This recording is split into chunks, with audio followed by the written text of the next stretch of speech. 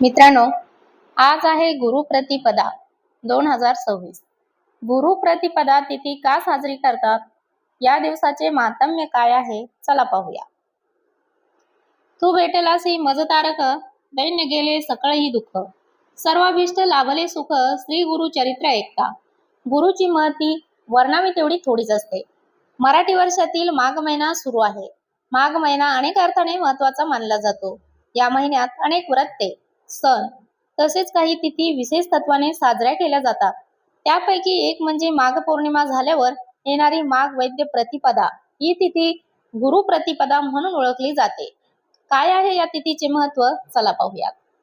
ब्रह्मांड नायक असलेल्या दत्तगुरूचे अनेक अवतार, अंशावतार झाले. प्रथम श्रीपाद श्रीवल्लभ यांच्या दिव्य अवतारानंतर दत्तगुरूंचा नरसिंह सरस्वती महाराजांचा अवतार झाला.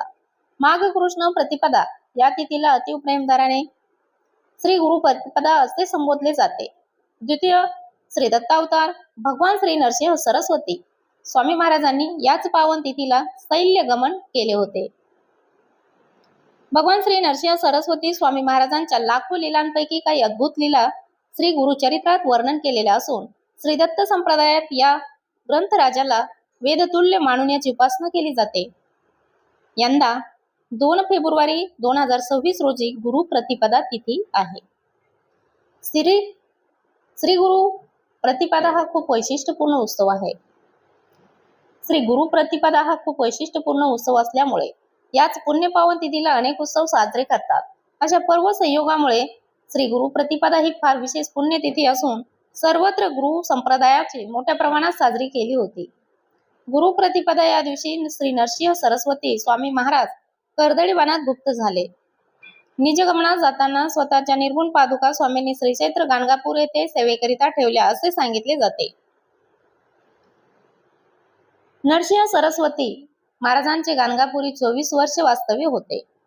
शके 1300 अर्थात इसवी सन 1378 मध्ये पौष शुद्ध द्वितीयेला मध्याने कलियुगातील दत्तगुरूंनी श्री नरसिंह सरस्वती यांच्या स्वरूपात आपला दुसरा अवतार घेतला. भगवान श्री नरसिंह सरस्वती स्वामी महाराज वयाची पहिली 8 ते 10 वर्ष कारंजाला राहिले. तेथे त्यांनी अलौकिक बाललीला केल्या. माझे बंधन होईपर्यंत ते ओम नमः शिवाय ओम एवढाच उच्चार करीत असत.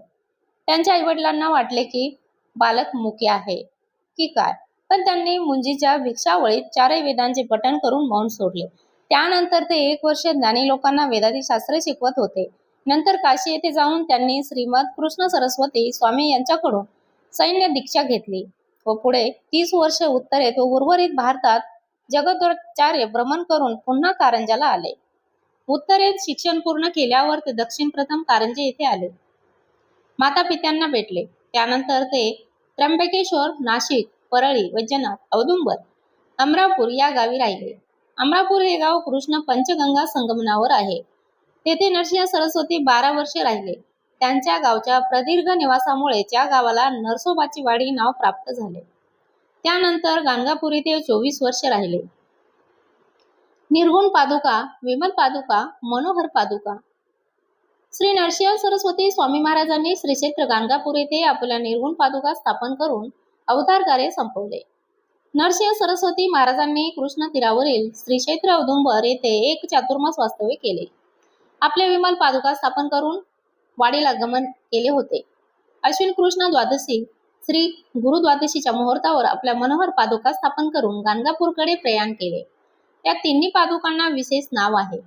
विमल पादुका व मनोहर पादुका या पाषाणाच्या असून निर्गुण पादुका कशापासून बनलेल्या आहेत याची माहिती कोणालाच अजून कळलेली नाही.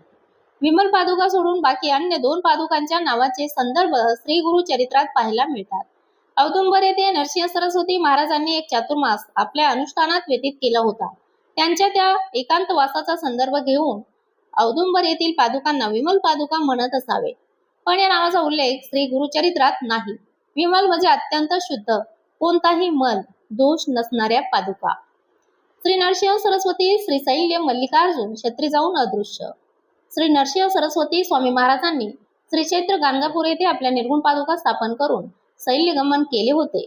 म्हणून हा उत्सव गाणगापूरला खूप भव्य दिव्य स्वरूपात साजरा होतो.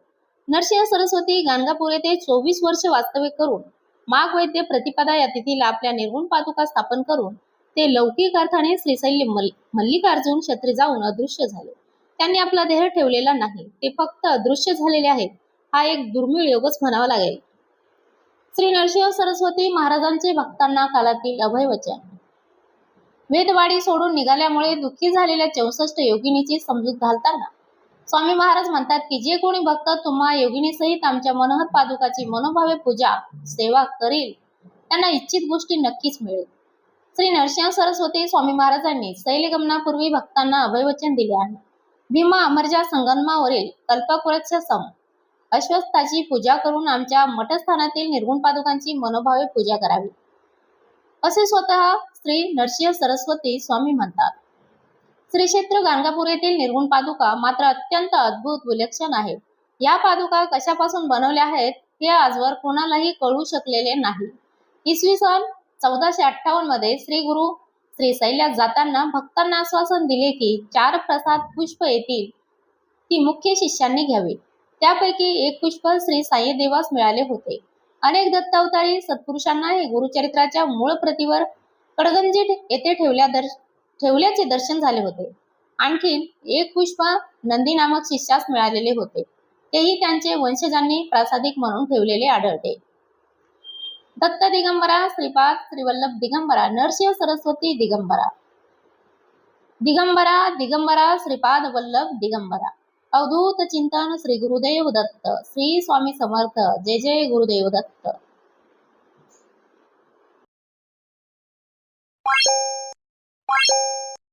Bye.